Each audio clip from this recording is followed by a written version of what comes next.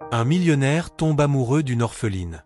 Dans un petit village, Aïcha, une jeune orpheline, vivait le deuil de ses parents, décédés à 2 ans d'écart. Son oncle, avide de s'emparer de l'héritage de son père, la vendit à un riche citadin nommé Dampoulot pour une somme d'argent. Ignorant ce plan cruel, Aïcha, encore sous le choc, fut bouleversée lorsque son oncle lui ordonna de quitter la maison familiale dans 3 jours pour épouser cet inconnu. « C'est la volonté de ton père », mentit-il, la menaçant d'une gifle lorsqu'elle protesta. Désemparée, elle pleura, incapable de s'opposer. 3 jours plus tard, une luxueuse berline s'arrêta devant la maison. Dampoulot, un homme élégant, conclut l'accord avec l'oncle d'Aïcha. Sans un mot, elle monta dans la voiture, laissant derrière elle son village et ses souvenirs d'enfance. Arrivée dans la somptueuse demeure de Dampoulot en ville, Aïcha tenta de briser la glace, posant des questions sur lui.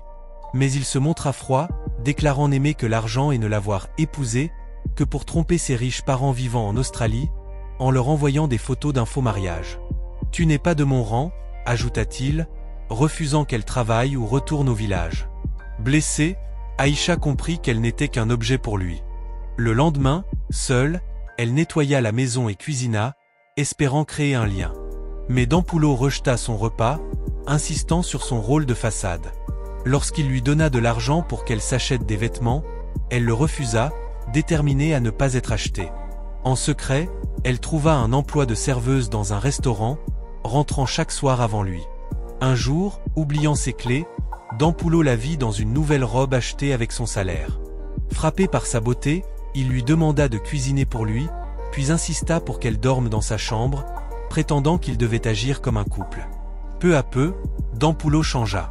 Troublé par ses sentiments naissants, il avoua être tombé amoureux d'Aïcha, malgré ses préjugés. Il lui proposa de travailler dans son entreprise, une immense société dont il était le PDG. Aïcha, méfiante mais touchée, accepta.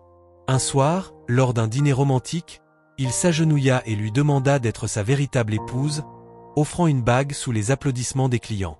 Émue, Aïcha, qui l'aimait aussi, accepta, scellant leur amour par un baiser passionné. Ensemble, ils retournèrent au village d'Aïcha. Avec l'aide d'un avocat, elle récupéra la maison et les biens volés par son oncle. Les villageois, admirant sa transformation, la félicitèrent. Aïcha et Dampoulot s'épanouirent dans leur amour. Quelques mois plus tard, Aïcha donna naissance à un garçon, et les parents de Dampoulot, ravis, leur rendirent visite depuis l'Australie. Ce qui avait commencé comme une machination de son oncle devint une belle histoire d'amour, prouvant que le cœur triomphe des apparences.